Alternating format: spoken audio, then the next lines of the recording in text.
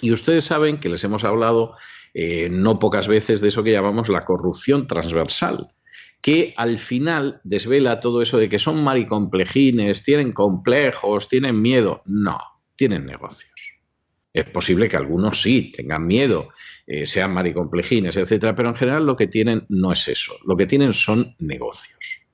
Y en esa corrupción transversal entre determinados poderes que son económicos, que son religiosos, que son de mucho tipo, pero que generalmente no aparecen en los medios de comunicación y que además se da la circunstancia de que tienen un peso en la sociedad mayor que los partidos políticos en muchas ocasiones, pues los políticos al final acaban recibiendo algún tipo de recompensa. Suponemos que porque han sido buenos, porque si no, por lo menos les quitarían el chocolate de la merienda.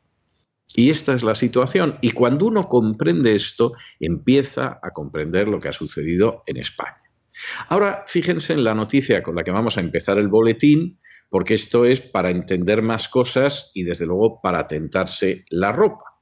La masonería española, concretamente la Gran Asamblea de la Masonería Española, le ha concedido al rey, a Felipe VI, su más alta distinción, que es la medalla de la Orden Masónica del Fundador con distintivo rojo, en votación blanca y sin mácula. Es decir, que ahí todo el mundo votó por darle el premio al rey, que tiene un título un poco largo, ¿no? Es Caballero de la Orden Masónica del Fundador de los Francmasones Antiguos, Libres y Aceptados, de la única y reconocida Gran Logia de España, y casi da para decir, y de los grandes expresos europeos. Pero vamos, desde luego, el nombre es corto. Pero esto significa que efectivamente la Gran Logia de España otorga su máxima distinción al rey Felipe VI. Esto en sí no es grave. Lo grave es que el rey Felipe VI lo acepte. Porque claro, como todo este tipo de distinciones, siempre hay un momento previo en que hay quien escribe a Palacio y dice, bueno, pues estamos pensando los amigos de la guitarra flamenca a otorgarle la máxima distinción, que es una guitarrita de oro con una cintilla y tal, regalársela al rey, ¿no? Hacerle miembro de la cofradía de la guitarra flamenca o de la caña de pescar truchas o algo de este tipo al rey, y entonces quisiéramos dárselo. Y claro, desde Palacio pues informan a esta gente que les agradecen mucho el esfuerzo, la distinción, el detalle, el cariño, el afecto, pero que, hombre, su majestad no está para este tipo de cosas, que lo comprenden, ¿eh? No es que estén despreciando la medalla de la guitarra flamenca, la de la caña de pescar con trucha, etcétera, pero, hombre, el rey no la va a aceptar y, en fin, ustedes lo entienden y generalmente los otros pobrecitos bajan la cabeza y dicen, pues sí, claro, lo entendemos. Entonces, cuando la masonería en un momento determinado, la Gran Logia de España, se ha acercado al rey y ha dicho, pues le queremos dar al rey la mayor distinción que tenemos, lo suyo es que Palacio hubiera dicho, hombre, se lo agradecemos, es un detalle, es una gentileza por su parte, pero evidentemente el rey no va a aceptar esto. Bueno, pues el rey lo ha aceptado. Y esto es enormemente grave. Es enormemente grave. Porque además, para terminarlo de arreglar, esta distinción se da, y cito textualmente, por su labor en bien de la humanidad, la promoción del conocimiento de la masonería en la sociedad o el desarrollo de las libertades cívicas y de la educación. Esperamos que en el caso del rey será por el desarrollo de las libertades cívicas, porque es que no queda más. O sea, labor en bien de la humanidad, no tenemos mala opinión del rey actual, pero no se puede decir que esté desarrollando una labor en bien de la humanidad. Y si desde luego la labor del rey es la promoción del conocimiento de la masonería en la sociedad, pues apaga y va menos. ¿Por qué ha aceptado esto el rey? Porque hay que decir que el rey no es tonto. Es decir, a diferencia de las, ¿cómo les diría yo?, las leyendas urbanas que circulaban sobre su padre en el sentido de que era tonto, y no lo era muy astuto. Podría no ser un intelectual. Del rey Felipe VI, todo lo contrario, siempre se ha dicho que estaba muy bien preparado. Algunos lo decían con malicia, pero la realidad es que sí que es verdad que es un rey muy bien preparado. Y quien ahora se dirige a ustedes, en las poquísimas ocasiones que ha tenido de hablar con él largo y tendido, se ha quedado efectivamente con esa idea. que, por ejemplo, sus conocimientos de derecho constitucional no tienen nada que envidiar a los conocimientos que tienen muchos catedráticos de derecho constitucional en España. ¿Por qué el rey, que no puede ignorar qué es la masonería, ha aceptado esto? Pues miren ustedes, y nos da un profundo dolor tener que decirlo, la única explicación plausible que se nos ocurre, porque claro, no nos creemos que el rey acepta la máxima condecoración de la Gran Logia de España, pues en plan de agradar a todos los sectores de la población. La única explicación que tiene esto es que el rey tiene miedo. Y el rey tiene miedo de aquello que la masonería puede hacer en España. Y ante la posibilidad de lo que la masonería pueda hacer en España, por si acaso acepta la máxima distinción. Y alguno dirá, pero hombre, ¿puede dar tanto miedo? Hombre, sí da miedo. Porque en el caso de su bisabuelo, que fue Alfonso XIII, al que se ofreció iniciarse en la masonería y lo rechazó, porque en fin, Alfonso XIII podía ser muy faldero y todo lo demás, pero por ejemplo, era una persona que de verdad que era muy católico. Luego, seguramente como algún ministro demócrata cristiano, era sobre todo muy católico de cintura para arriba y de cintura para abajo, pues no tanto, ¿eh? Pero en cualquiera de los casos sí que es verdad que era un hombre muy católico. Durante su reinado se consagró España al corazón de Jesús en el Cerro de los Ángeles.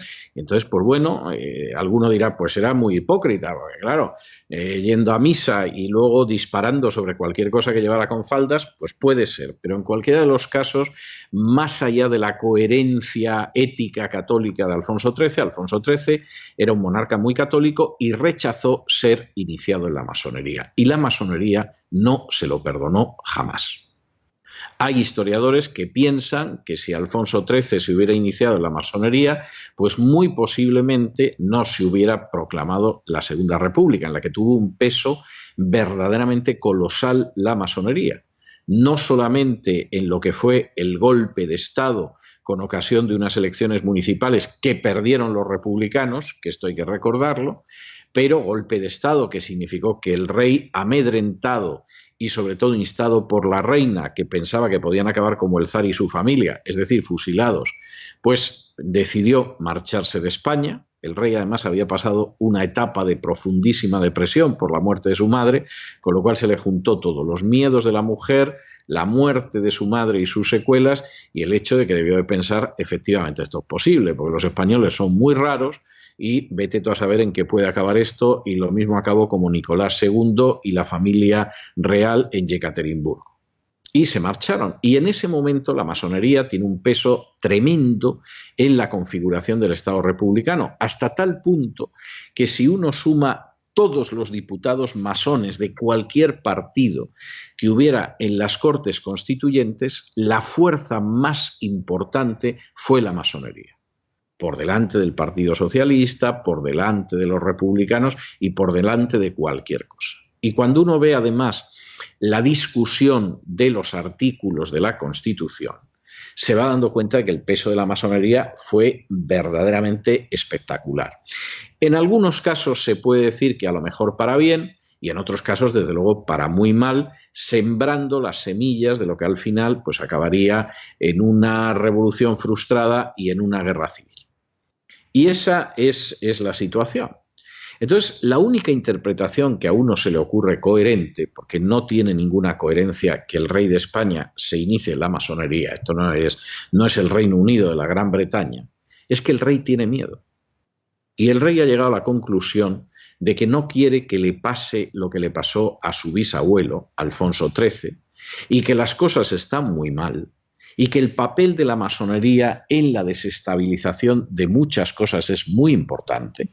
Tengan ustedes en cuenta que, por ejemplo, la Esquerra Republicana de Cataluña es un partido masónico hasta las trancas. Tengan ustedes en cuenta que, por ejemplo, el Partido Socialista tiene un peso de la masonería verdaderamente espectacular. Tengan ustedes en cuenta que la masonería tiene un peso tremendo en la judicatura, en la agencia tributaria y en la marina. por citar solo algunas de las instancias donde ha acabado teniendo un peso, pero verdaderamente espectacular. Y claro, en esa situación es muy posible, estamos especulando, pero lamentablemente no pensamos que estemos errando, en el sentido de que el rey ha dicho, bueno, esto no está nada claro, aquí puede pasar cualquier cosa cualquier día, aceptemos la máxima condecoración de la Gran Logia de España, que además coincide con el 40 aniversario de la legalización de la masonería en España, ya en el periodo de la transición, y bueno, pues nada, estupendamente, y nos curamos en salud. Bueno, nos curamos en salud o realmente nos vemos en una situación que ya es que recuerda algunos de los peores momentos de la historia de España. Y si la jefatura del Estado entra también en eso, pues miren ustedes, con el plan de la masonería de favorecer la ideología de género, de descoyuntar las identidades nacionales, etcétera, etcétera, pues puede ser tremendo. Añadan a esto, que no deja de tener también su interés, que por primera vez no es que vayamos a tener candidatos masones los tenemos desde la transición, pero hombre, se lo guardaban en un momento determinado cuando Jerónimo Saavedra, socialista, masón y homosexual, se convirtió en presidente del Senado, pues hombre, ya dijo que era todo, o sea, gay, masón y todo lo que fuera. Y entonces, en ese sentido, pues bueno, era conocido, pero en términos generales la masonería, que dice que no es una sociedad secreta sino discreta, por supuesto no dice quiénes son sus miembros. Por primera vez en la historia desde la transición tenemos a alguien como Valls, que por supuesto ya ha salido, que es masón, en fin, tampoco se ha molestado en negarlo. Se ha difundido alguna información de que salió de la masonería, pero realmente él no ha dicho que sea verdad, se calla, deja que digan. Y hace apenas unos días, en el programa de Risto Mejide, que hay gente que lo ve, pues junto con Manuel Valls vino precisamente el gran maestre de la masonería en España. Y cualquiera que quiera ver esa aparición, que se puede ver en YouTube, bueno, yo creo que es la publicidad mejor que le han hecho a la masonería, pues prácticamente desde los años de la Segunda República. De modo que estamos ante una ofensiva masónica y el que no lo quiera ver, peor para él. Y efectivamente es una ofensiva que seguramente al final va a explicar muchas cosas y muchas persecuciones y muchos ataques y muchas presiones e incluso muchas sentencias que se han producido en España en los últimos tiempos. Esa es la realidad.